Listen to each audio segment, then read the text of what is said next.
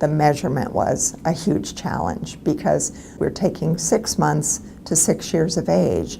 And so we need developmentally appropriate measures across all of these ages. And you don't want to change your measures at every age because then it's complex to look longitudinally. So we had to carefully select measurements and create measurements that allowed us to address our research questions. It was a really, it took a toll on our examiners. They had to learn different batteries for different ages and be skilled at working with an infant, and the next hour they might meet a child who was 5 years of age. And so there was a lot of flexibility required on the part of the examiners. We thought long and hard about how does the research guide us and what's important. And so certainly we looked at speech, language, psychosocial, academic, pre-academic development, cognitive, audiological. We've invested a lot in very careful audiological measurement and measurement of the hearing aid itself. That was a gap in the research.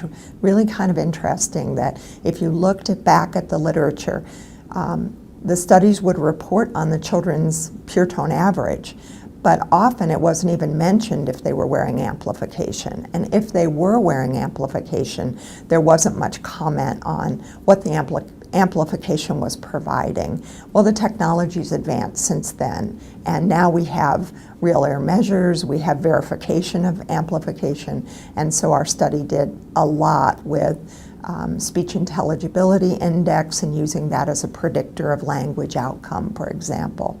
So audiological measurement was something I think we really were able to enhance in this grant. But a couple things I'd like to say about measurement. I'm creative. I like to think beyond what's available in standardized procedures. And sometimes that sort of comes from my clinical background. Sometimes I have to rein that in. You want to think ahead. What is a reviewer going to want to see? One thing a reviewer wants to see is that you're using standard procedures that are well accepted in the science.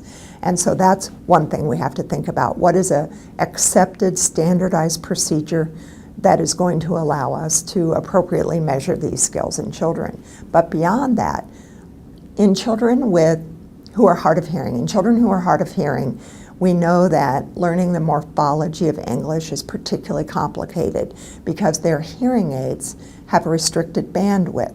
It doesn't give them very good access to sounds that are in the high frequency region. And so we know that could be a challenging area.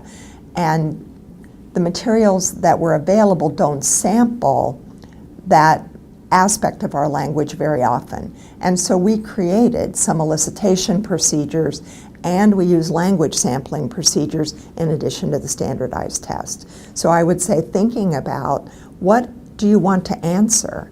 And we were already evolving some theories about what aspects of language learning might be fragile in children who are hard of hearing. And there we developed more procedures. We also used surveys. We created online surveys for service providers so we could measure intervention.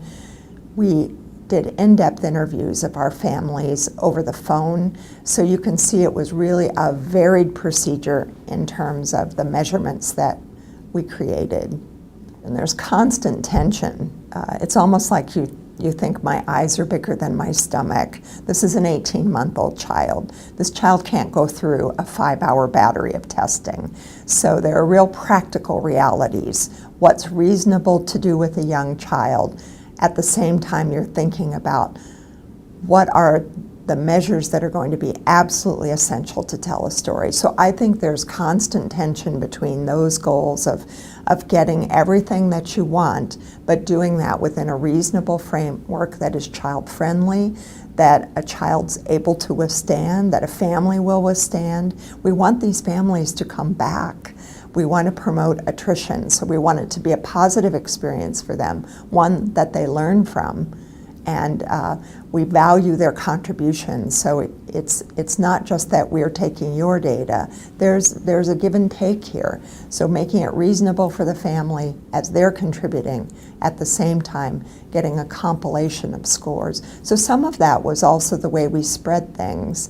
So we have families coming in, let's say at 2 years of age, and then they're going to return when the child's 3 years of age. It's easy to lose contact with that family.